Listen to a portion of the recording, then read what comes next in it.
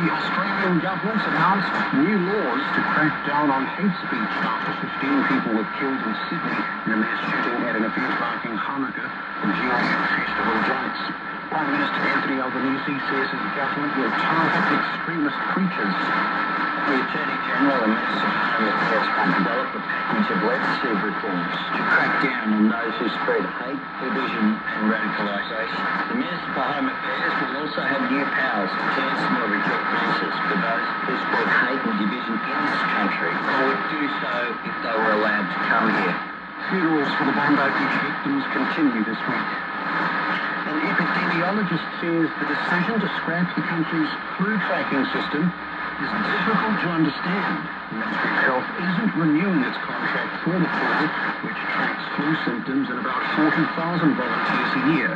Epidemiologist Professor Michael Baker says the system is resilient, flexible and cheap to run. He says it would be impossible to quickly replace the tens of thousands of people who willingly volunteer. The Ministry of Health says the country's respiratory surveillance system is comprehensive. The Labour Party says the latest GDP figures show the government has failed to grow the economy. Gross domestic product, a measure of the economy, rose 1.1% in the September quarter, but fell 0.5% over the year. Labour's finance spokesperson Barbara Edmonds says the quarterly figures are good news for retailers going into Christmas, but it's still tough for families. The data doesn't lie, and it showed that the economy ultimately over the last year has not grown. They think this year was the year of growth, and there has been no growth. Finance Minister Nicola Willis says the increase in growth will be good for jobs. Rocket Lab has successfully launched a fourth spacecraft into orbit as part of the US Department of War's Space Test Program. The New Zealand-founded company says it is 5 months ahead of schedule and plays a critical role in advancing technologies that ensure American superiority in space. The launch from Virginia completes a run of 4 launches in the past 3 months. The man who put out a mayday call saying he'd been stabbed on his boat by a crewmate lost his yacht when police arrested both men and abandoned the vessel at sea.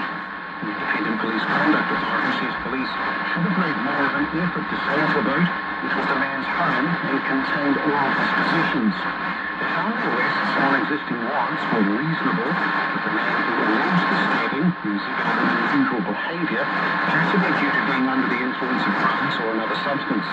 More than a year later, the boat still has not been found. The coroner found that young people face ongoing, wide-ranging barriers to using suicide prevention services in Northland in the wake of a suicide cluster. Pioneer has held a joint inquiry into the deaths of 5 teenagers and a 12-year-old in 2018 and 2020. She found that vulnerable young people were required to approach multiple agencies seeking help, and this means they fell through the cracks. The recommendations include ensuring there's a clear pathway for young people to use mental health services and that subject services are better funded. NZ says will give priority to considering the recommendations.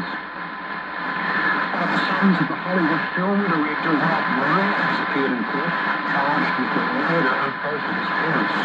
32-year-old Nick Ryan is accused of using a knife to kill his parents, who were found dead at the Los Angeles home this week. The BBC's Peter Bowes is in LA.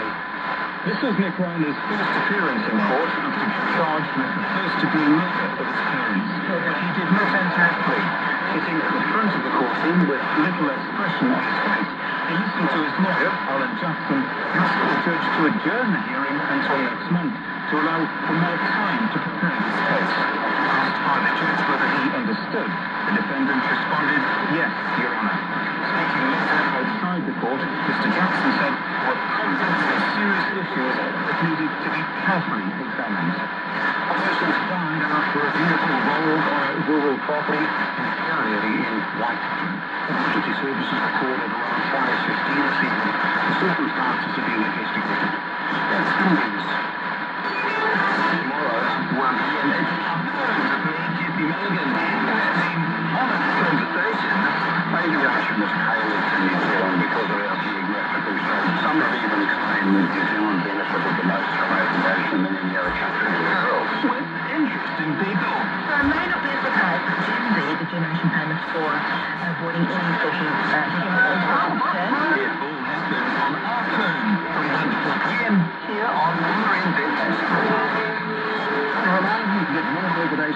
shows on our website. Just go to RNZP.com.nz.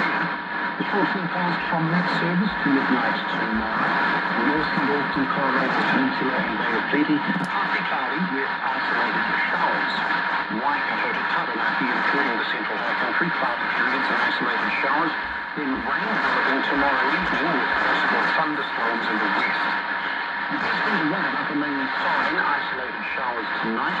Isolated showers return to Wairarapa tomorrow evening.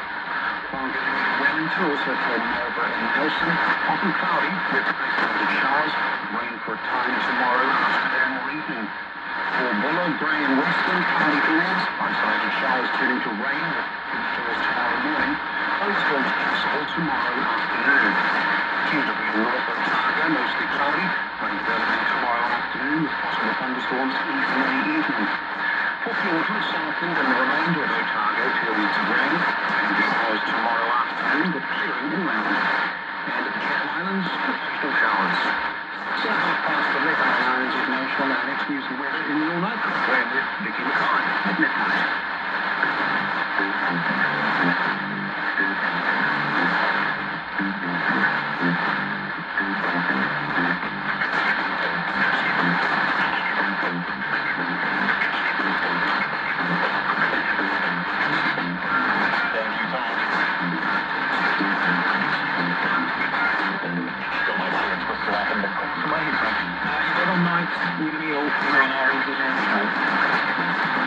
With your distance speed for the next hour or so, try and very shortly indeed go to our workout in tape. Naomi 12 and Brian will arrive having tuned to the next this Thursday here on nights. So that's pretty much it for night again. There is one more night program for this year of ours 2025. Which will begin at 8 o'clock on Maritime Bonito. Off to Bondi on the 22nd of Christmas, back to Auckland on the 27th New Year's, and then a month of last minute wedding preparation before. Wow, it's going to be exciting. Thanks so much for your lovely night, and well, as always, for your company, it's been lovely reading through all of your texts and all of those people and everything. So thanks very much to you as always. We will once more to the bridge tomorrow, Friday. But until then, have an excellent rest of your night tonight. Have a wonderful day tomorrow. And catch you again.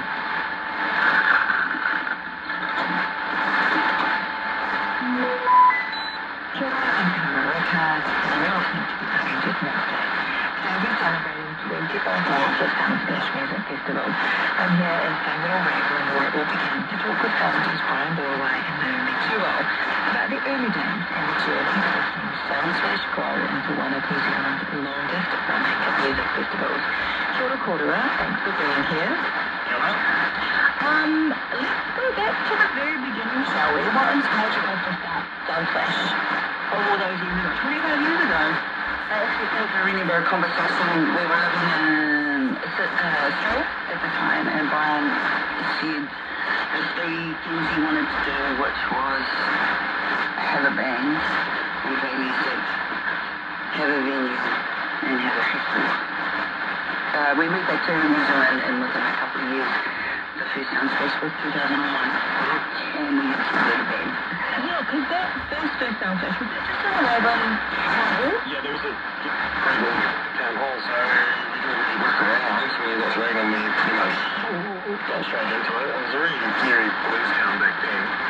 We were ballers, reggae. That's where it all began. There was 2 other people that were involved in it at the time, and they kind of dropped off and then we sort of carried on. But we started, the humble beginnings of the Dragon Town Hall in 2001.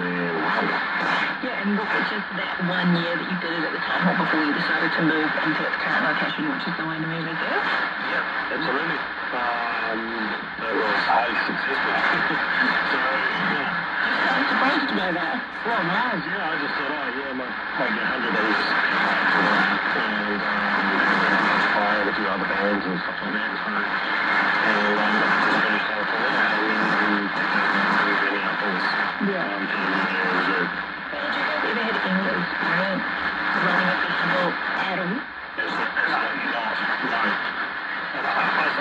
updated now, but we just got the biggest video that we can afford. Let's just put it on, basically. And we've got 24 hours, so it's 20 years old, 24 hours. And then we just got a lot of people that we knew that were in that song at that time, which was just starting to bloom.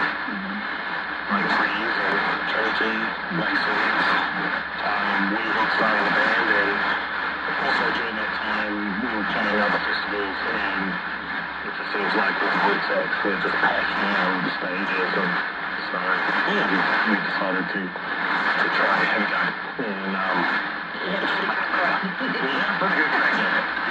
And You mentioned that British rock everyday age was the first artist on the mixtape today, hot for a generation of artists.